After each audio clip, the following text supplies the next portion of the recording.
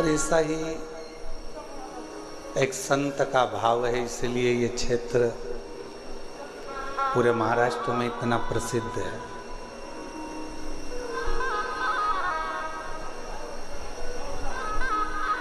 जब तो ऐसा लग रहा था कि जैसे कोई अलग से कोई ज्ञान की ऊर्जा, कोई तप की ऊर्जा, कोई भजन की ऊर्जा, कोई कीर्तन की ऊर्जा प्रणाम करते ही अपने शरीर में समा रही है। और इतने पवित्र क्षेत्र में अगर ये शिव महापुराण की कथा आप और हम अगर श्रवण कर रहे हैं, इतने पवित्र क्षेत्र में अगर ये पवित्र कथा का लाभ आप और हम ले रहे हैं, तो हमको तो लगता है कि सारी नदियों का जल एक जगह पर एकत्रित हो गया हो, ऐसा चाकरवाड़ी की कथा का क्रम रहे। और मैंने तेरे ही भरोसे बाबा, तेरे ही भरोसे हवा बिच उड़ती बाबा,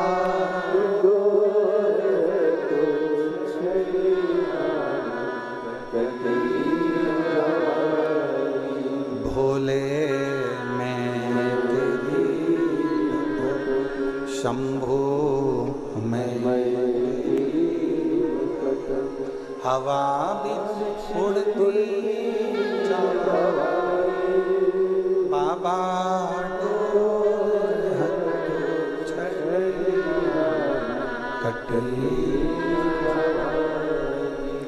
तो ये सिद्ध क्षेत्र में चाकरवाड़ी जिला बीड़ के अंतर्गत ये पवित्र कथा का लाभ आप और हम ले रहे हैं। और प्रदोष के दिन इस कथा का प्रारंभ हुआ है।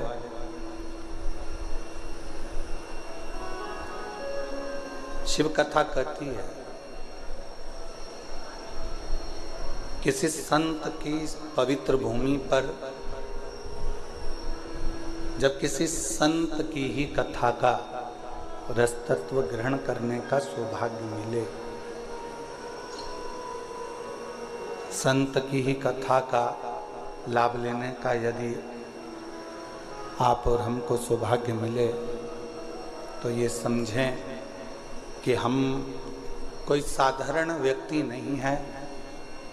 कहीं भगवान शिव की कृपा से किसी संत की शरणागति में संत का ही रसतत्व ग्रहण करने का सौभाग्य शिव जी की कृपा से प्राप्त हुआ।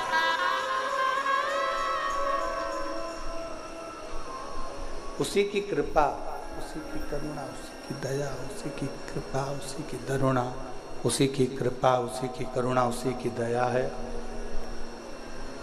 जो ये पवित्र कथा का लाभ आप और हम ले रहे हैं। अब इन 7 दिनों में अपने को करना क्या?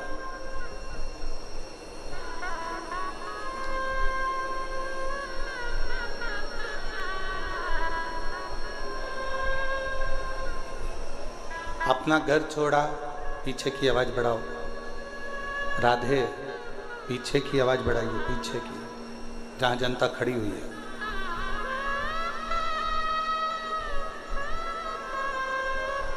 सात दिनों में अपने को करना क्या?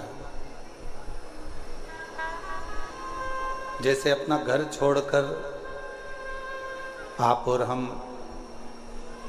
भगवान की कथा में आकर बैठे,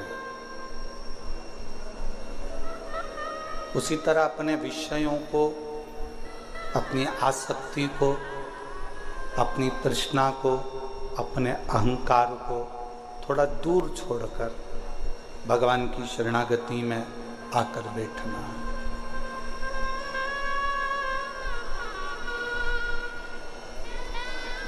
शिवगण भृंगी पर आधारित ये शिव महापुराण की कथा होगी। और शिव जी का एक ऐसा गण है भृंगी, जो भगवान शिव के सिवाय कहीं उसका चित्त, उसका मन जाता ही नहीं। और एक बार जो शिव का होकर आ गया, एक बार जो परमात्मा का होकर आ गया, तो ये मान कर चलो कि फिर तुम्हें कहीं भटकने की जरूरत नहीं पड़ेगी। शंकर तुम्हारा हाथ थाम कर तुम्हें मंजिल तक पहुंचा देगा।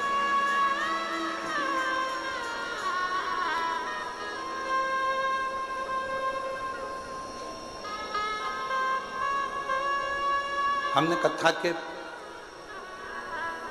पहले भी वर्णन किया है कि शिव महापुराण की कथा करवाने वाला कोई दूसरा नहीं होता, स्वयं देवाधिदेव महा, जम के बोलो जरा, देवाधिदेव महादेव होते। और आज वास्तव में कथा के यजमान भी महादेव महाराज ही हैं।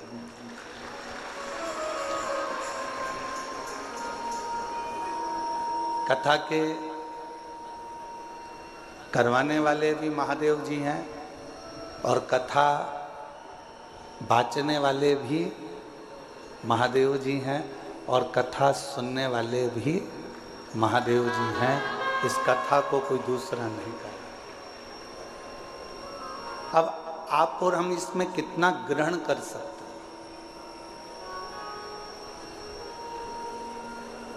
आप और हम इसमें से कितना ले सकते हैं, कितना अपनी जिंदगी में उतार सकते हैं, कितना प्राप्त कर सकते हैं, या आप और हमारे ऊपर निर्भर करता है।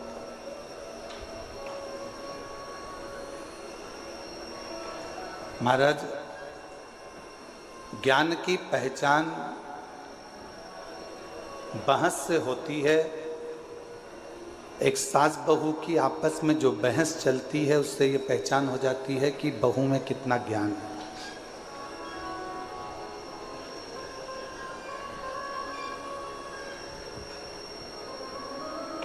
परिवार के किसी व्यक्ति की बहस चलती है तो उससे ये मालूम पड़ जाता है कि कौन के परिवार में कितना ज्ञान है।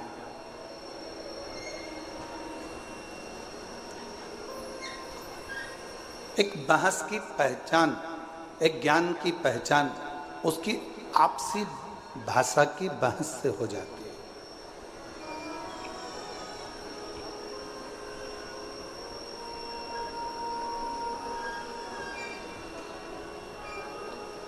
आप में कितना ज्ञान है, ये आप किसी से तर्क कर रहे हो, वितर्क कर रहे हो, किसी से बातें कर रहे हो, किसी से बोल रहे हो, बहुत जल्दी पहचान में आ जाता है कि आपके अंदर कितना ज्ञान है, कितना ज्ञान भरा हुआ है, कितना ज्ञान आपके अंतर्गत समाहित है, कितना ज्ञान आपके अंतर्गत है।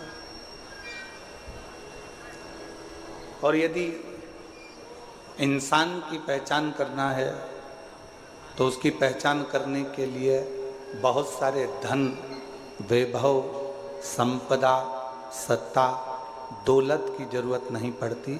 उसकी वाणी, उसकी बोली उसकी पहचान करा देती है कि उसमें कैसा इंसान है, कैसा व्यक्ति है और कैसा उसका व्यक्तित्व है।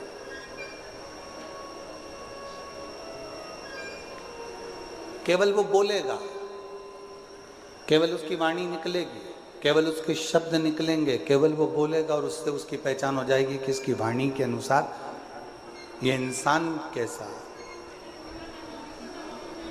अब उसको परखने की जरूरत नहीं है, उसको बहुत जानने की जरूरत नहीं, उसको बहुत देखने की जरूरत नहीं, केवल उसको उसकी वाणी, उसकी शब्द, उसकी बोली ही उसकी पहचान बता देती है।